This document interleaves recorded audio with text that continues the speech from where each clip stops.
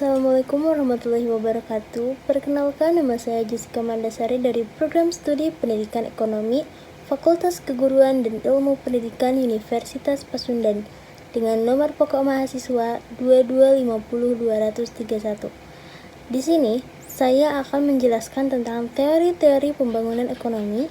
Yang pertama ada teori pembangunan klasik. Aliran klasik muncul pada akhir abad ke-18 dan permulaan abad ke-19, yaitu di masa revolusi industri yang muncul di negara Inggris, dan ketika itu sistem ekonomi nasionalnya itu belum terlalu diperhatikan, sehingga pada revolusi industri ini terjadi PHK besar-besaran. Ahli ekonomi klasik meyakini kunci keberhasilan ekonomi adalah dengan sistem persaingan sempurna. Sistem persaingan sempurna ini yaitu pemerintah tidak sama sekali ikut campur tangan dalam hal menentukan harga, dan harga ditentukan itu oleh mekanisme pasarnya itu sendiri. Jadi pemerintah itu tidak ikut campur mengenai harga, mengenai perekonomian di pasar. Nah, terus ada juga pemupukan modal yang didasari dari keuntungan yang tinggi. Nah, pemupukan modal sendiri itu yaitu investasi. Investasi juga merupakan kunci keberhasilan dari perekonomian. Namun pada saatnya akan muncul keadaan yang stasioner atau tetap. Teori ekonomi klasik itu dibagi 3, antara lain ada teori pembangunan menurut Adam Smith, teori Ricardian, teori pembangunan Malthus. Dimulai dari teori pembangunan Adam Smith. Hukum alam. Adam Smith meyakini berlakunya hukum alam dalam persoalan ekonomi. Pembagian kerja adalah titik mula dari teori pertumbuhan ekonomi Adam Smith yang meningkatkan daya produktivitas tenaga kerja. Proses pemupukan modal. Smith pun menekankan bahwa pemupukan modal itu harus dilakukan terlebih dahulu daripada pembagian kerja. Agen pertumbuhan. Menurutnya, para petani, produsen, dan pengusaha merupakan agen kemajuan dan pertumbuhan ekonomi. Namun, ada juga kelemahan teori dari Adam Smith itu sendiri, yaitu yang ke-1 ada pengabaian masyarakat secara luas. Yang kedua ada alasan yang tidak adil bagi kegiatan menabung. Yang ketiga, ada asumsi yang tidak realistis tentang persaingan sempurna. Yang keempat, ada pengabaian pengusaha atau wira swasta. Yang kelima, ada asumsi yang tidak realistis tentang keadaan stasioner. Teori selanjutnya ada teori Ricardian. Menurut David Ricardo, di dalam masyarakat ekonomi ada 3 golongan, yaitu golongan kapital, golongan buruh, dan golongan tuan tanah. Golongan kapitalis ini sendiri, kapital atau kapitalis, adalah golongan yang memimpin produksi dan memegang peranan yang penting karena mereka selalu mencari keuntungan dan menginvestasikan kembali pendapatannya. Sedangkan golongan buruh itu tergantung pada golongan kapitalisme dan merupakan golongan yang terbesar dalam masyarakat.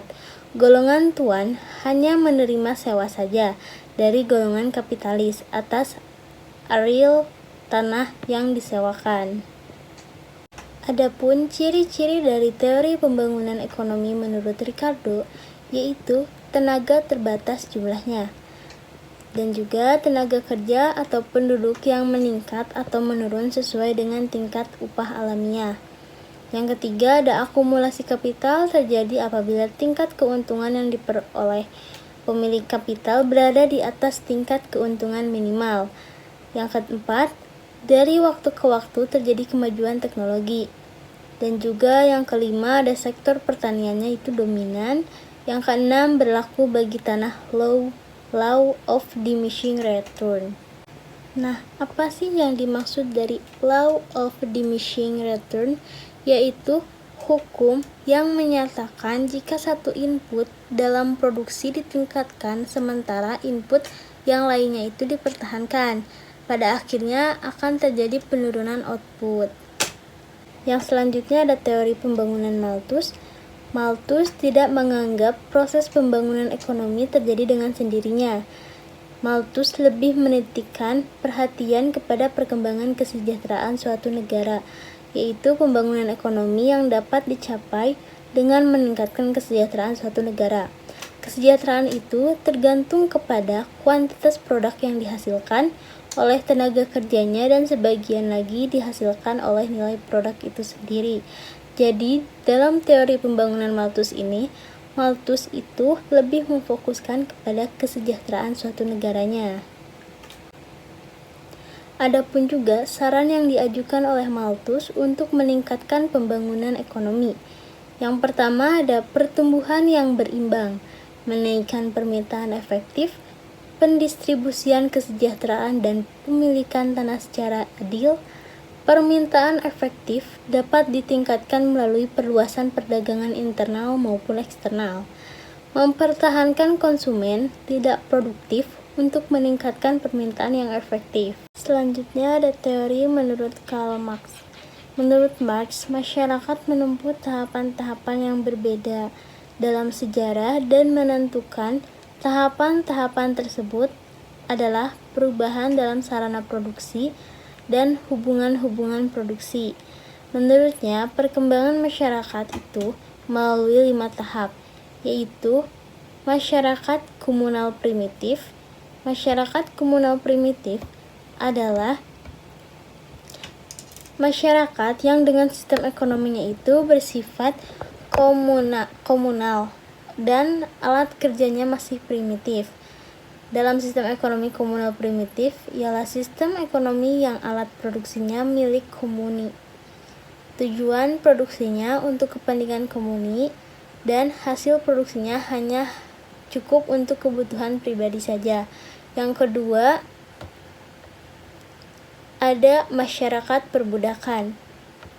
Masyarakat perbudakan ini sendiri adalah suatu sistem untuk mendatangkan tenaga kerja, yang dimana orang-orang yang kalah perang ditangkap dan dipekerjakan. Berbeda dengan konsep budak orang Eropa yang menggunakan sistem rasialisme, sehingga bisa dibedakan antara budak dan juga majikan. Lalu yang ketiga ada masyarakat feodal.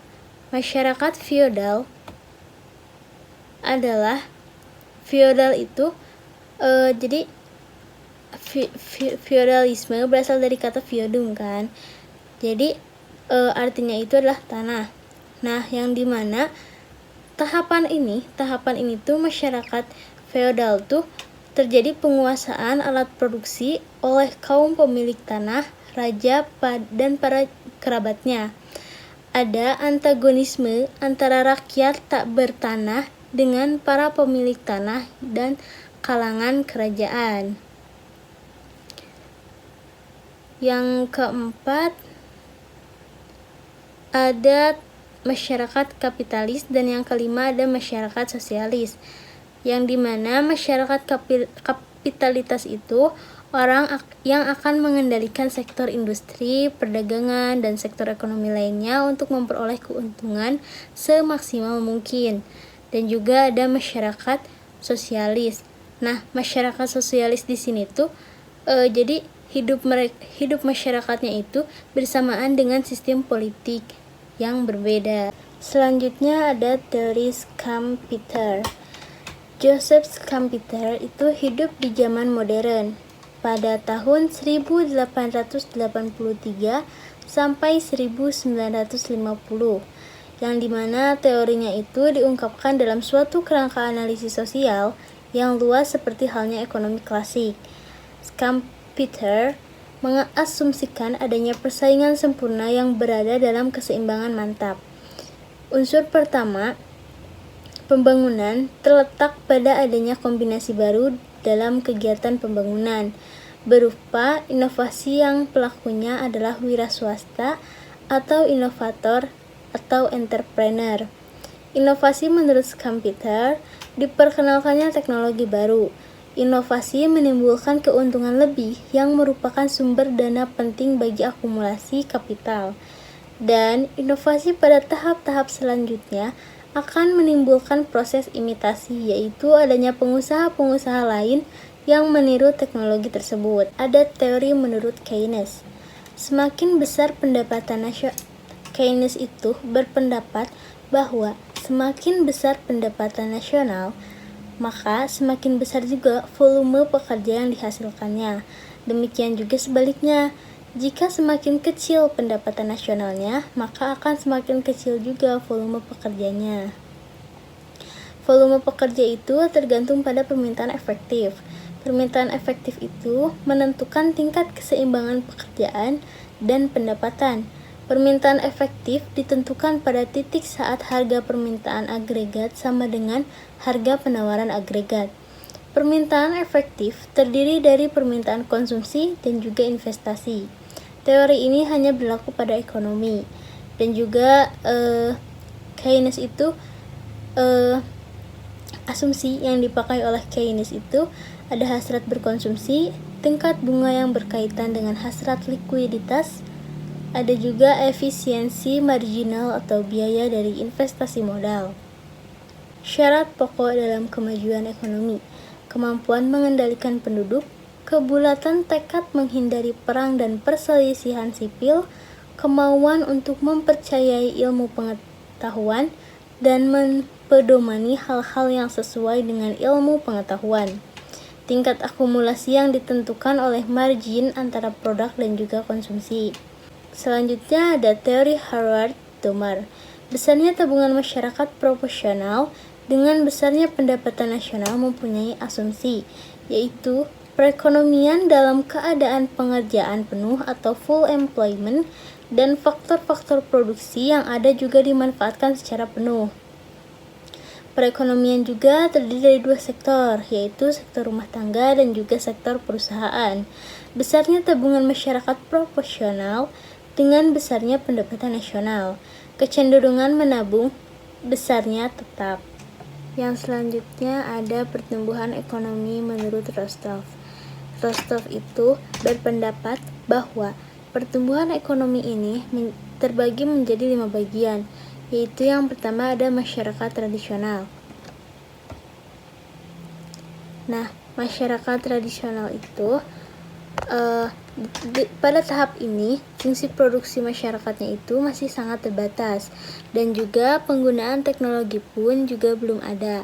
Sekitar 75% tenaga kerja diserap untuk bekerja di bidang produksi makanan, sedangkan mayoritas pendapatan dialokasikan untuk perang, pemakaman, serta pernikahan.